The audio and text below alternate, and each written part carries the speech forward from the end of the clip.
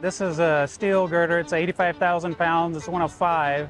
And what that helps us do is span the structural support over some utility work in the ground, as well as some tunnels that go underground. So this is a interesting site, special site.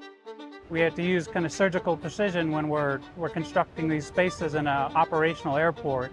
And part of what we have to do is not impact the airport operations. Once we get these in, we'll start lifting up structural steel going in the air, and it'll start going vertical, and you'll start seeing the framework of this beautiful space. This will be the International Central Processor. We'll have brand new check-in security, just a really modern feel. And then the same for the arrivals level. And I'll have this great oculus. It's just going to be a big, bright, airy, open space filled with art. The curbs, the arrivals and departure level curbs are very large. It's going to relieve the traffic, and it's going to make it just a much nicer experience. This is one of the largest investments, capital improvement investments in Houston Airport's history, so we're really proud of that.